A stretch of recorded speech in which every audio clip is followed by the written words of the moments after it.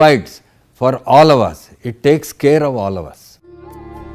भारत में सरकार का संसदीय स्वरूप है।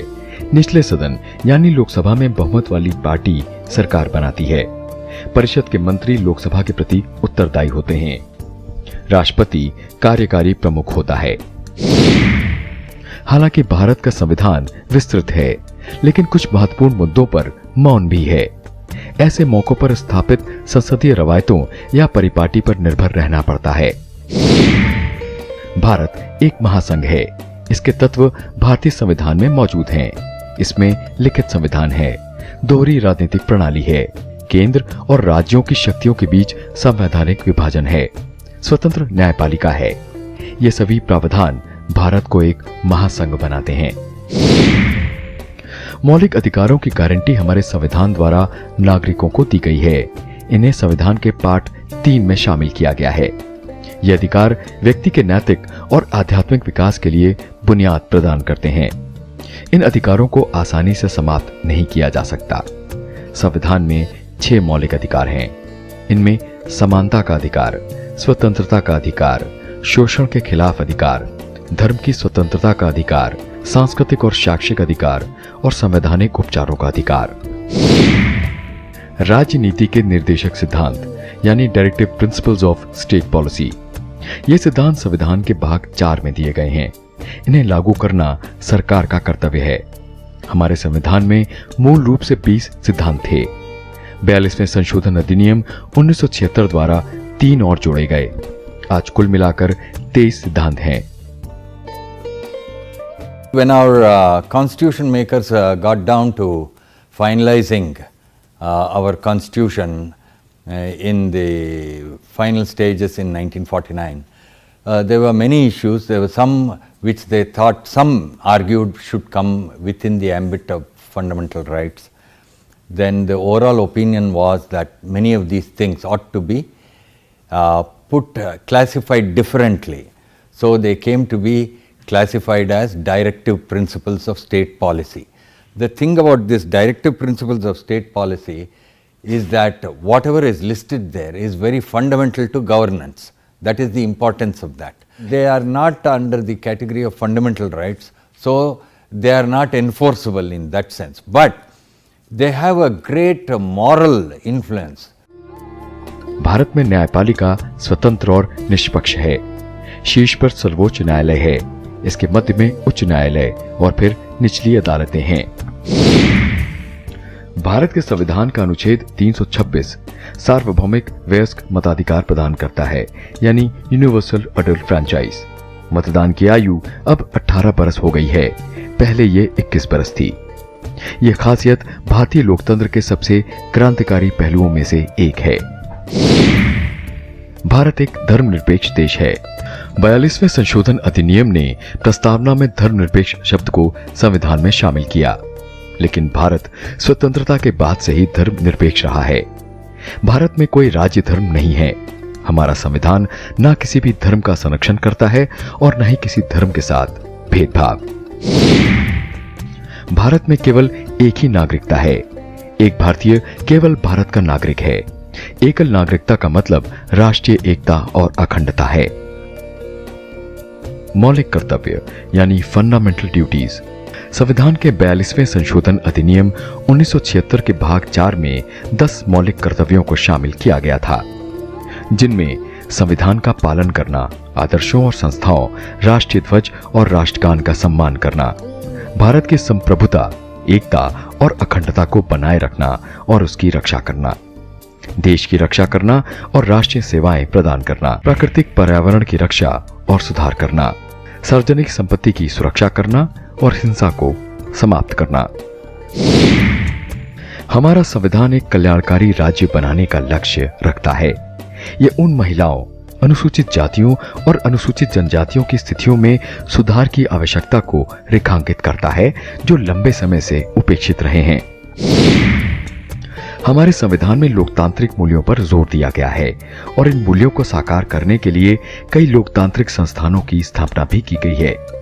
केंद्र, राज्य और स्थानीय स्वशासी निकाय लोकतांत्रिक सिद्धांतों का पालन करते हैं और ग्राम पंचायतों से संसद तक के सभी चुनाव लोकतांत्रिक तरीकों से होते हैं।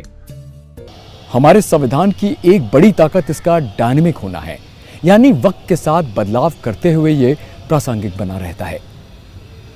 इसकी व्यवस्था आर्टिकल 368 के तहत की गई है। और हां, हमारा संविधान एक ऐसा दस्तावेज है जिसमें दुनिया के तमाम संविधानों की खासियतें और खूबियां देखने को मिलती हैं, परिलक्षित होती हैं। हमारी संविधान सभा के सदस्यों का यह अच्छा फैसला था जो वक्त की कसौटी पर खरा उतरा।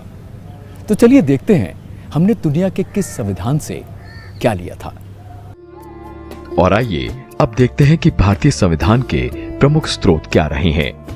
पहला, भारत सरकार अधिनियम 1935 यानी गवर्नमेंट ऑफ इंडिया एक्ट 1935। इससे हमने संघीय योजना, आपातकालीन प्रावधान, लोक सेवा आयोग, राज्यपाल की संस्था और न्यायपालिका की अवधारणा ली। ब्रिटिश संविधान से हमने सरकार का संसदीय स्वरूप, विधायी अध्यक्ष की संस्था और उनकी भूमिका, विधि द्वारा स्थापित प्रक्रिया, कानून का सर्वोच्च होना, एकल नागरिकता का सिद्धांत। आयरिश संविधान से राजनीति के निर्देशक सिद्धांत यानी directive principle of state policy, राष्ट्रपति के चुनाव का तरीका, राज्यसभा सदस्यों की नामांकन प्रक्रिया। फ्रांसीसी संविधान से प्रियम्बल में स्वतंत्रता, समानता और बंधुत्व के आदर्श। अमेरिकी संविधान से सरकार की संघीय संरचना, कानून के तहत समान सुरक्षा, मौलिक अधिकार, न्यायिक समीक्षा, इलेक्टोरल कॉलेज, स्वतंत्र न्यायपालिका, सरकार की 3 संस्थाओं में शक्तियों का बंटवारा, प्रियम्बल और सशस्त्र बलों के सुप्रीम कमांडर के रूप में राष्ट्रपति। पूर्व सोवियत संघ के संविधान से आर्टिकल 51A के तहत मौलिक कर्तव्य और विकास की निगरानी के लिए योजना आयोग की स्थापना। कनाडा के संविधान से एक मजबूत केंद्र के साथ संघीय प्रणाली, केंद्र और राज्य सरकारों के बीच शक्तियों का बंटवारा, रेसिड्यूअल पावर्स का केंद्र सरकार के पास होना। जर्मनी के संविधान से आपातकालीन शक्तियां केंद्र के पास होना और आपातकाल के दौरान मौलिक अधिकारों का निलंबन। दक्षिण अफ्रीका के संविधान से संशोधन की प्रक्रिया और राज्यसभा सदस्यों का चुनाव। ऑस्ट्रेलियाई संविधान से देश के भीतर और राज्यों के बीच व्यापार और वाणिज्य की स्वतंत्रता, संधियों को लागू करने के लिए कानून बनाने की शक्ति विधायिका के पास और समवर्ती सूची। और अंत में जापान के संविधान से हमने विधि द्वारा स्थापित प्रक्रिया ली। आजादी की जंग के दौरान हमारे स्वतंत्रता सेनानियों को जिन अधिकारों या नागरिक अधिकारों का या उसके महत्व का बड़ी शिद्दत से एहसास हुआ, उन्होंने इस बाबत ब्रिटिश सरकार से बात भी की और इनका सम्मान करने को कहा। 1928 में मोतीलाल नेहरू कमेटी ने तो बाकायदा ब्रिटिश सरकार से इस पर बिल तक लाने की बात कही थी। तो स्वाभाविक था कि जब संविधान का गठन हो रहा था, उसकी बुनावट तय हो रही थी, उसमें नागरिक अधिकारों को लेकर, उनके समावेश को लेकर, उनके संरक्षण को लेकर पूरी सहमति बनी थी। तो उन अधिकारों को सूचीबद्ध किया गया और उनके संरक्षण की खास व्यवस्था की गई। उन्हें मौलिक अधिकार या फंडामेंटल राइट्स का नाम दिया गया। मौलिक अधिकारों को बचाने की शक्तियां और जिम्मेदारी न्यायपालिका को सौंपी गई। इसके तहत कार्यपालिका के साथ साथ उन विधायी कार्यों को न्यायपालिका द्वारा अवैध घोषित किया जा सकता है अगर ये मौलिक अधिकारों का उल्लंघन करते हैं या अनुचित तरीके से प्रतिबंधित करते हैं। ये मौलिक अधिकार संविधान के पार्ट 3 और आर्टिकल 12 से 35 तक में मौजूद हैं। इन अधिकारों में आर्टिकल 14 से 18 में समानता का अधिकार, आर्टिकल 19 में स्वतंत्रता का अधिकार, आर्टिकल 20 में अपराधों के लिए सजा के संबंध में संरक्षण, आर्टिकल 23 और 24 में शोषण के खिलाफ अधिकार, आर्टिकल 25 से 28 में धर्म की स्वतंत्रता का अधिकार, आर्टिकल 29 और 30 में अल्पसंख्यकों के सांस्कृतिक और शैक्षणिक अधिकार, आर्टिकल 32 से 35 में संवैधानिक उपचार का अधिकार। और चलते चलते देखते हैं कि कैसे मूल हस्तलिखित संविधान को सुरक्षित रखा जा रहा है। ये स्टार्ट हुआ 1980 से, जब ये मालूम पड़ा कि ये जो ओरिजिनल कॉन्स्टिट्यूशन है, जो हिंदी रिटन है, इंग्लिश में है और हिंदी रिटन जो 2 वॉल्यूम्स हैं, इसमें हल्की सी डिविडेशन स्टार्ट हुई है। और जैसे आपको पता है कि जो पेपर होते हैं वो डिग्रेडेशन होते हैं मॉइस्चर से, माइक्रोब से, पोल्यूशन से। तो तब 1980 में जो यहाँ की लाइब्रेरी की जो लीडर थे उस टाइम पे, उन्होंने एनपीएल डायरेक्टर जो उस टाइम थे उनसे डिस्कस किया कि क्या हम इसको प्रिजर्वेशन के लिए कोई बॉक्सेस बना सकते हैं।